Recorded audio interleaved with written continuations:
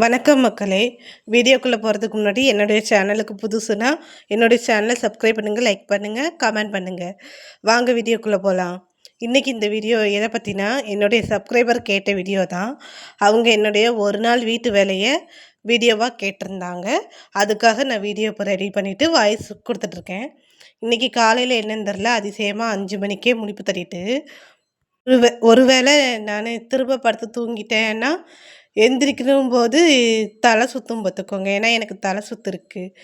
ஏன் அப்படின்னா low pressure இருக்கா, அதனால் காலையில் சீக்கிரமாக 5 மணிக்கெலாம் எந்திரிச்சிட்டேன். 5 மணிக்கு எந்திரிச்சு காலையிலே துணி துவைச்சிட்டு 5:38க்கெலாம் துணியை காயப்பட ஆரம்பிச்சிட்டேன். இப்போ நல்லா விடிஞ்சிருச்சு. 6 மணிக்கு மேலே ஆயிடுச்சு. துணியை காய போட்டேன். நேற்றே துணியை ஊற வச்சுருந்தேன். துணி ஊற வச்சுட்டு 1 மணி நேரத்தில் துவைக்கணும்னு நினச்சிட்டு வீடை தூத்தேன். 17 நாளாக நான் இந்த வீட்டில் இல்லைங்கையும் தூக்கவும் எனக்கு டஸ்ட் அலர்ஜி இருக்கா, ஒரே தும்மல். அந்தால துணி துவைக்கல. சரி அப்போ காலைல முழிப்பு தட்டிடுச்சு அப்படின்ட்டு காலையிலே துவைச்சிட்டு துணி துவைச்சதுலேருந்து வீடியோவை ஆரம்பிச்சிட்டேன். இப்போ அந்த வீடியோவை தான் நீங்கள் பார்க்குறீங்க. சிஸ்டர் செல்வி, இந்த வீடியோ உங்களுக்கு தான். நீங்கள் கேட்ட வீடியோவை நான் ரெடி பண்ணிட்டேன். அதுக்கப்புறம் துணியை காய போட்டுட்டு காஃபி போட்டு குடித்தேன். காஃபி போட்டு குடிச்சிட்டு ஒரு அடுப்பில் சோறு, ஒரு அடுப்பில் கறியை வேக போட்டுட்டு காய்கறிலாம் நறுக்க ஆரம்பிச்சிட்டு அதுக்கப்புறம் அடுத்த கறி வெந்துச்சு. கறி வேகவும் கறி இறக்கி வச்சுட்டு சோறு வெந்துச்சு. சோறை வடித்து வச்சுட்டு அடுத்தடுத்து வேலைகளெல்லாம் பார்த்தேன் பார்த்துக்கோங்க. என்னுடைய வீடியோ பிடிச்சிருந்தா கமெண்ட் பண்ணுங்கள். தொடர்ந்து இதே சப்போர்ட்டை கொடுங்க. எனக்கு இது அடிக்கடி நடந்திருக்கு. நான் ஒரு சில நேரம் 4 மணிக்கும் எந்திரிச்சு துணி துவைச்சிருக்கேன், வாங்கியிருக்கேன், எல்லாம் பண்ணியிருக்கேன். அப்புறம் ஒரு சில நேரம் 3 மணிக்கும் முழிச்சிருக்கேன். முழிப்பு தட்டவும் எனக்கு தெரியும் என்னோடய உடம்ப வச்சு. சரி இப்படி திரும்ப தூங்கினா தலை சுற்றும், அந்த மாதிரி இருக்கும்போது 3 மணிக்கு நான் பாட்டுக்கு கிச்சனில் லைட்டை போட்டு விட்டுட்டு பாத்திரம் கழுவுவேன், சோப்பு கிச்சனை க்ளீன் பண்ணுவேன், சமையல் வேலையை ஆரம்பிப்பேன். இந்த மாதிரி என் பாட்டுக்கு வேலையை ஆரம்பிச்சிடுவேன். 3 மணினாலும் எத்தனை மணினாலும், 3 மணிக்கு முழிச்சாலும் சரி, 4 மணிக்கு முழிச்சாலும் சரி, என் வேலையை நான் கரெக்டாக செய்வேன். இன்றைக்கி 5 மணிக்கே முழிக்கணும்னு இருந்திருக்கு. அதனால் 5 மணிக்கு முழிச்சிட்டு நேற்று ஊற வச்ச துணியும் துவைச்சாச்சு, காயப்பட்டாச்சு, சமையல் வேலையும் முடிச்சாச்சு. எல்லா சமையல் வேலை முடிச்சுட்டு அப்புறம் பாத்திரம்லாம் கழுவுனேன். திரும்ப இந்த வீடியோ துணி காய போட ஆரம்பித்ததுலேருந்து துணி எடுக்கிறதோட இந்த வீடியோ முடியுது. அப்புறம் கிச்சன் க்ளீனிங் பண்ணணும், வீடு தூக்கணும்னு நினச்சேன். பட் அது என்னால் பண்ண முடியலை. இந்த வீடியோவை பார்ட்டாக தான் கொஞ்சம் கொஞ்சமாக தான் எடுத்தேன். எடுக்கும்போதே எனக்கும் என் ஹஸ்பண்டுக்கும் கொஞ்சம் சண்டை வந்துருச்சு. மறுபடியும் என்ன பண்ணுறது, மறுபடியும் அவரை சமாதானப்படுத்தியிருக்கு. மறுபடியும் கொஞ்சம் வீடியோ எடுத்தேன். மறுபடியும் திரும்ப சண்டை வந்துருச்சு. அந்தால அப்படியே விட்டாச்சு. சரி போங்க, நீங்கள் ஃப்ரீயாக வெளியே போயிட்டு வாங்கன்ட்டு அனுப்பி விட்டுட்டு அப்புறம் பாத்திரம் கழுவுற வீடியோவை எங்கள் அக்கா பொண்ணு தான் எடுத்தா. அவள் பேர் ஜெயபாக்கியம். அவள் எடுக்கப்போ கொஞ்சம் நல்லா எனக்கு ஹெல்ப்ஃபுல்லாக இருந்துச்சு. அவளும் எடுத்தந்தா, சித்தீச்சா நான் எடுக்கிறேன் அப்படின்ட்டு பாப்பா வாங்கையும் எடுத்தந்தா. எங்கள் பாப்பா வந்ததுக்கப்புறம் பாத்திரங்கள் ஒரு வீடியோவும் துணியை காய போட்டதை எடுத்த வீடியோவும் தான் லாஸ்ட்டாக எடுத்தேன் பார்த்துக்கோங்க. மீதியெல்லாம் என் ஹஸ்பண்ட் எடுத்தது தான். சரி அப்புறம் இனிமேல் எடிட் பண்ணிடுவோன்ட்டு எடிட் பண்ணிகிட்ருக்கேன். சிஸ்டர், என்னால் கிச்சன் க்ளீனிங் வீடியோவும் வீடு தூக்குற வீடியோவும் தான் என்னால் போட முடியல. நான் அதுக்காக சாரி கேட்டுக்கிறேன். ஏன்னா டெய்லி அது பண்ணுவேன். சரி எனக்கு சண்டை வந்துருச்சு. மறுபடியும் பாப்பா வச்சு எடுக்கலான்னு நினச்சேன். பாப்பாவும் சித்தி நல்ல தண்ணி எடுக்க போகிறேன்ட்டா. சரி போயிட்டு வாமா, இது வரைக்கும் எடுத்தந்ததே போதும், தேங்க்ஸ்ன்னு சொல்லி அவளையும் அனுப்பி வச்சுட்டு நானும் சரி அப்போ எடிட் பண்ணுறேங்க. எடுத்தது வரைக்கும் சேர்த்து எடிட் பண்ணிகிட்ருக்கேன்.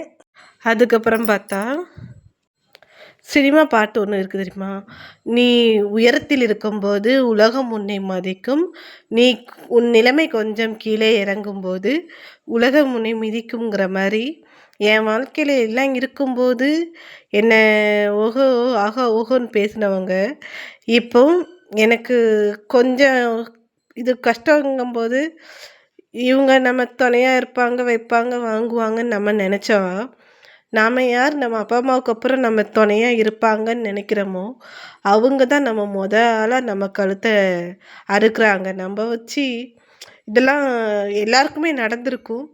நானும் எத்தனையோ யூடியூப்பில் கேள்வியும் பட்டிருக்கேன். அதனால சரி நம்மளும் சொல்லுவோம் அப்படின்ட்டு தைரியமாக சொல்கிறேன். நான் ஒன்றும் இல்லாதது சொல்லலையே. என் வாழ்க்கையில் நான் நடந்ததை ஒன்று சொல்கிறேன். இப்பவும் கூட ஒரு 17 நாளுக்கு முன்னக்கூட்டி என்கிட்ட அப்படி ஆஹா ஓஹா அப்படின்ட்டு இருந்தாங்க. நான் ஊருக்கு போனதுக்கப்புறம் என்ன சொல்கிறது, எப்படி சொல்கிறது, சே அந்த பின்னாடி பேசுவாங்க சொல்லுவாங்கள்ல, அந்த மாதிரி பேசியிருக்காங்க. அது இப்போ எனக்கு தெரிய வரும்போது ஆஹா நம்ம முன்னாடி இப்படி பேசுகிறாங்க, பின்னாடி பேசுகிறாங்கன்னா சரி எல்லாத்தையும் கடந்து போகும் அப்படின்ட்டு இப்போ எதையுமே காதில் வாங்காமல் அதை கடந்து வந்து கொண்டு இருக்கேன். இது சரியா தப்பான்னு கூட எனக்கு தெரியல இதில் சொல்கிறதுனால. எனக்கு இது ஒரு ஆறுதலாக இருக்குது. அதுவும் இன்றைக்கி முதல் முறையாக ஃபுல் வீடியோவில் நானே பேச முயற்சி பண்ணியிருக்கேன். பார்ப்போம்.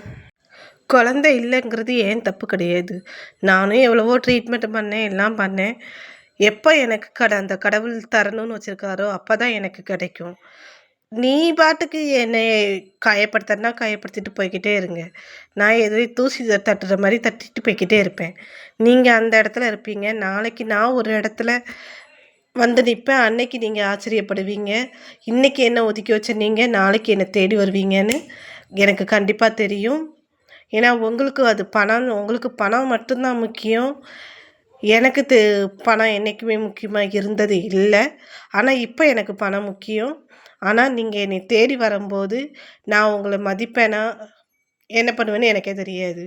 ஏன்னா இப்போ நான் அந்த என்னை காயப்படுத்தின அந்த ஒரு உறவை நான் தூக்கி எறிஞ்சு 2 வருஷம் ஆயிடுச்சு. என்னால் மன்னிக்க முடியுமா முடியாதா எனக்கு சொல்ல தெரியல. பார்ப்போம்.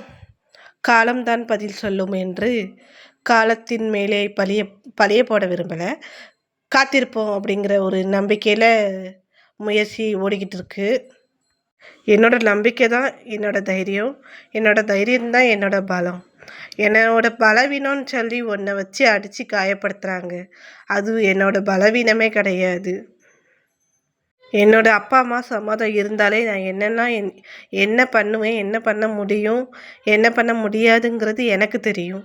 என்னோடய தைரியமும் என்னோடய பலம், என்னோடய தைரியம் பலத்தை தாண்டி எனக்குன்னு ஒரு நல்ல மனசு இருக்குது. அந்த நல்ல மனசு எப்போதுமே நான் இப்படியே இருக்கணும்னு அந்த ஆண்டவன்கிட்ட கேட்டுக்கிட்டுறேன். என்னை காயப்படுத்தினவங்க ஒதுக்குதுனவங்கள அவரே பார்த்துக்கிடட்டுன்ட்டு அவரோட பாதத்தில் என்னுடைய கவலைகள், கஷ்டங்கள் எல்லாத்தையும் அவரோட பாதத்தில் வச்சுட்டேன். என்னோடய ஃபேமிலி, அதாவது சப்ஸ்கிரைபர்ஸ் வந்து என்னோடய ஃபேமிலி அண்ட் ஃப்ரெண்ட் அந்த மாதிரி தான் நானும் பார்க்குறேன். நீங்களும் எனக்கு சப்போர்ட் பண்ணுங்கள். தொடர்ந்து இதே போல் எனக்கு ஆதரவு கொடுங்க. அநேகமாக என்னோடய வீடியோ பிடிச்சிருக்கும்னு நினைக்கிறேன்.